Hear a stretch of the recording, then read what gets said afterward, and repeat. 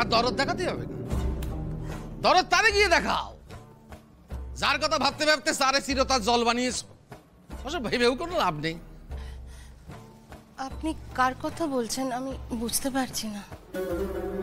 আপনি কার কথা বলছেন আমি বুঝতে পারছি না। বুঝতে পারছো না? তোমার পেয়ারের সোম, তোমার আদরের শিবু দাদার ছেলে ভেবেছিল আমার মেয়ের বিয়ের আগে রত্নার বিয়ে দেবে। দেখ কেমন লাগে। সারা গ্রামের সামনে নিজের নাকটা তো কাটা গেল।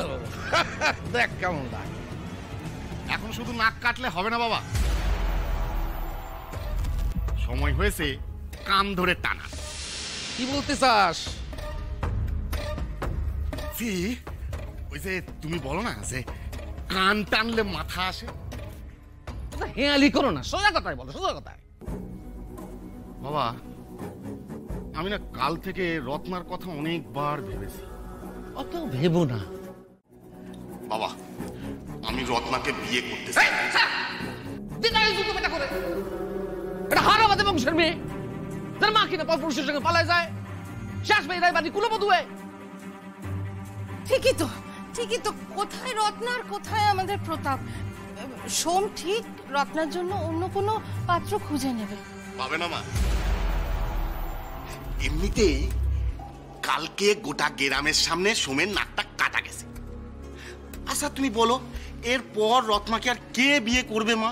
হ্যাঁ বাবা, এটাই সঠিক সময় কথাটা পেরে ফেলা। এদিকে কাছে আয়। তোর মাথাটা গেছে। মাথার কথা ভেবেই তো আমি কথাটা তোমাকে বলছি। তোর বিয়ে আমি আগে থেকে ঠিক করে রেখেছি। দয়াপুরে গগন চৌধুরী মেশ, 5টা কোল্ড স্টোরেজ, 2খানা ইট ভাটা, তারপরে পেট্রোল পাম্প, কত শত জমি জিরেত, সব কত ফাইনাল হয়ে গেছে। ওই মেয়েটা ডাক্তারি পড়তে শহরে গেছিল, চলে আসবে পরের বছর। তো কথাবার্তা বলে রেখেছি, তোর সাথে বিয়ে দিয়ে দেবো। ঘরে একটা ডাক্তার মেয়েকে সামলাতে আমাদের নাজেহাল অবস্থা, তুমি তার উপরে আবার আর একটা ডাক্তার মেয়ে ঘরে ঢোকাবে? কি বলতে চাস? বাবা বাবা, ওই দয়াপুরের গগন চৌধুরীকে আমি চিনি। তার মেয়ে সে নাকি আবার ডাক্তারি পাস দেবে।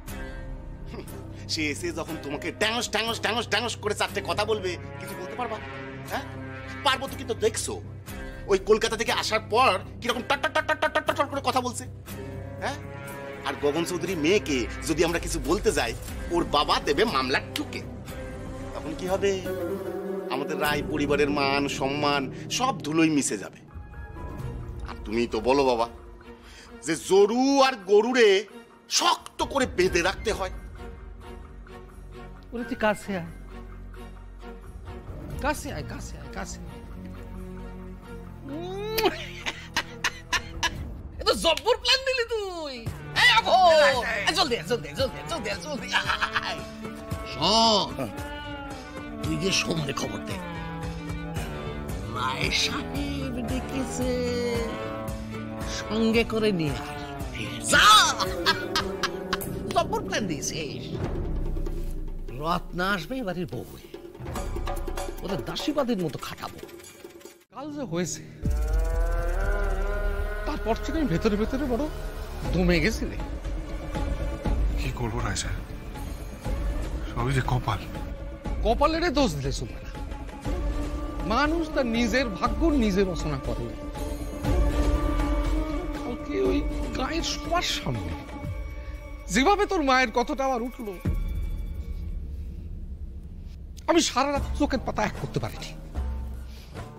বারবার ভেবে গেছি, আচ্ছা তার মায়ের অপরাধের জন্য কেন ছেলে মেয়েগুলো শাস্তি পাবে?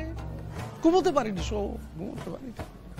তোদের তো কখনো আমি নিজের ছেলের মেয়ে ছাড়া কিছু ভাবিনি, বল তুই?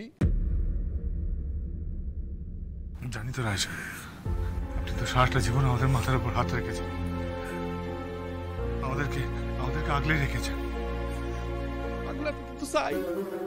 আগলাতেই তো চাই তোরে। তাই মানে সিদ্ধান্ত নিস। কি সিদ্ধান্ত রায় সাহেব? অবশ্য তোর যদি মত থাকে কি বলছেন রায় সাহেব? আপনি কোনো সিদ্ধান্ত নেবেন, আমি আমার মত দেবো? আমার অমত থাকতে পারে?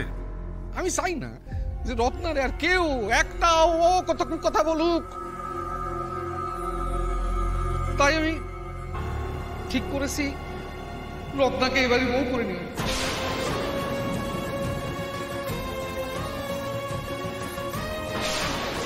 প্রতাপের সঙ্গে রত্নার বিয়ে দেবো।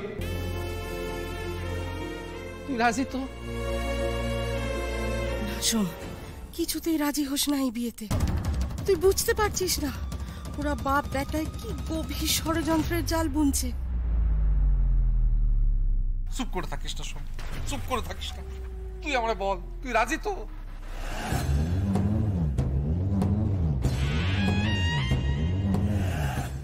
তুই ভগবান, তুই তো ভগবান। ভাবতেই পারছি না এত কিছু হয়ে যাওয়ার পর আপনি এই প্রস্তাবটা দিচ্ছেন রায় সাহেব। ভাই প্রতাপ, তুমি যেতে রাজি হয়েছো এই অনেক। আমি তো ভাবতেই পারছি না এই ঋণ আমি কি করে শোধ করবো, আমি জানি না। এতে ঋণের কি আছে? আমি যখন বলেছি বাপের কথার উপর ও কথা বলবে। রাজি তুই? আমি তো রাজি। রত্না অনেক পূর্ণ করেছে যে এই বাড়িতেও বউ হয়ে আসতে পারবে।